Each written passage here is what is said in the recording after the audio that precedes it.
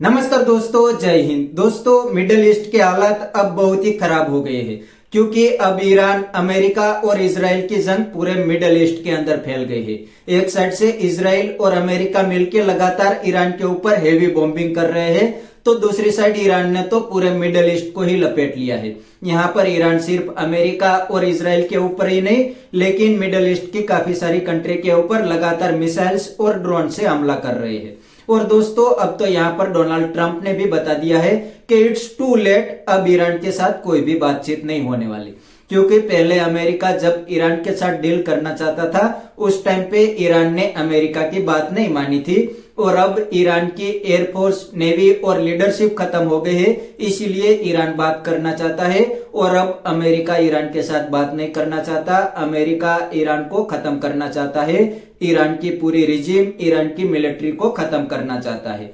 और दोस्तों, अब तो अमेरिका ने भी करीब 10-12 कंट्री से अपने सिटीजन को वापस बुला लिया है। तो दोस्तों, यहाँ पर यह सब देख के लगता है कि अमेरिका ईरान के अंदर बहुत ही आगे जाने वाला है, ये जंग बहुत ही लंबी चलने वाली है। और दोस्तों, डोनाल्ड ट्रंप ने कल ही बताया था कि ईरान की जंग करीब 4 से 5 हफ्ते तक चलने वाली है। ये जंग शॉर्ट टाइम में खत्म होने वाली नहीं है, ये जंग बहुत ही लंबे चलने वाली है। इसीलिए तो दोस्तों, मिडिल ईस्ट के अंदर भी बहुत ही डर का माहौल है, क्योंकि ईरान ने तो सभी मिडिल ईस्ट की कंट्री को लपेट लिया है। और दोस्तों, अब तो इस जंग के अंदर यूके भी कूद गया है। जी हाँ दोस्तों, ईरान और अमेरिका की जंग स्टार्ट नहीं हुई थी, उस टाइम पे यूके ने अमेरिका को अपने बेस यूज करने से साफ मना कर दिया था।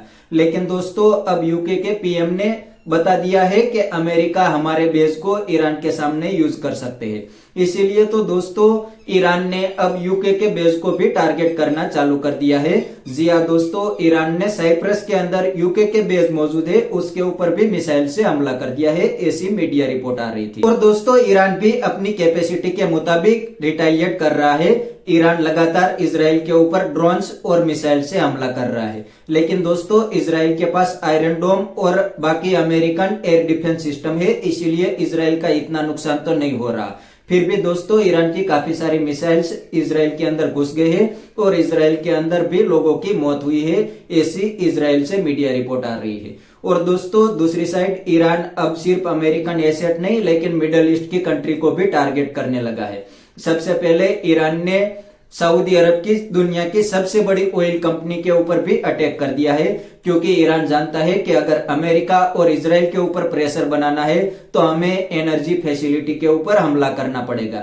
इसीलिए दोस्तों, ईरान ने अरामको के ऊपर भी हमला कर दिया है और सऊदी अरब की यह सबसे बड़ी ऑयल कंपनी को अभी हाल ही में ही बंद कर दिया गया है। क्योंकि दोस्तों, ईरान को लगता है कि अमेरिका के ऊपर प्रेशर डालना है तो ये मिडिल ईस्ट की कंट्री को अटैक करना पड़ेगा।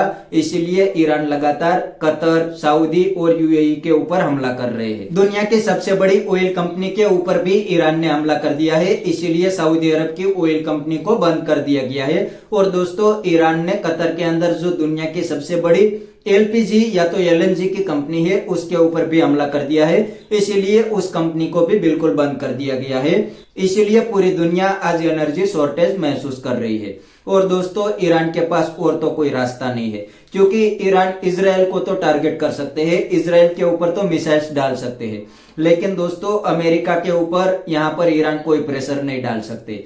ईरान लगातार अमेरिकन एसेट जो मिडिल ईस्ट के अंदर मौजूद है, उसके अंदर अमेरिकन एयरबेस, अमेरिकन नेवी के बेस और अमेरिकन एम्बेसी शामिल होती है, उसके ऊपर हमला कर सकते हैं। लेकिन अमेरिका ने पहले से ही वहां से स्टाफ को बुला लिया था, इसीलिए वहां पर कोई जान की हानि तो नहीं हो सकती, सिर्फ वहां पर इंफ्रास्ट्रक्चर को ईरान टारगेट कर सकते हैं और कुछ तो नहीं हो सकते। और दोस्तों, मीडिया रिपोर्ट के मुताबिक कतर ने भी ईरान के 2 फाइटर जेट को उड़ा दिया है।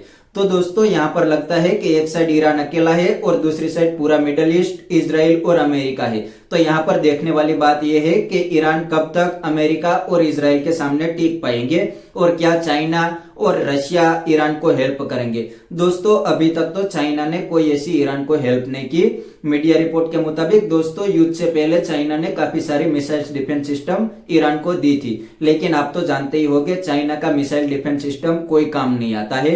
ऑपरेशन सिंदूर के दौरान पाकिस्तान ने भी चाइनीज मिसाइल डिफेंस सिस्टम ही यूज किया था, फिर भी इंडिया की एक भी मिसाइल नहीं रोक पाए थे। तो चाइना के मिसाइल डिफेंस सिस्टम के ऊपर तो कोई भरोसा नहीं है और अभी तक ये दिखा भी नहीं है, क्योंकि अभी तक कोई भी ईरानी मीडिया ने यह क्लेम नहीं किया कि हमने अमेरिका या तो इसराइल के फाइटर जेट को गिरा दिया है। तो लगता है कि यहाँ पर ईरान के पास कोई मिसाइल डिफेंस सिस्टम नहीं है। ईरान के पास अग्रेशन के लिए सिर्फ ये बैलिस्टिक मिसाइल, हाइपरसोनिक मिसाइल और खुद के बनाए हुए ड्रोन से है, बाकी कुछ भी नहीं है। अमेरिका और इसराइल लगातार ईरान के ऊपर बॉम्बिंग कर रहे हैं, फिर भी ईरान ने एक भी इसराइल या तो अमेरिका का फाइटर जेट नहीं गिराया। तो बस दोस्तों, आज के वीडियो में इतना ही। अगर आपको ये वीडियो पसंद आया तो वीडियो को लाइक शेयर कर दीजिए और चैनल को सब्सक्राइब करना मत भूलिए। थैंक यू, मिलते हैं नेक्स्ट वीडियो में।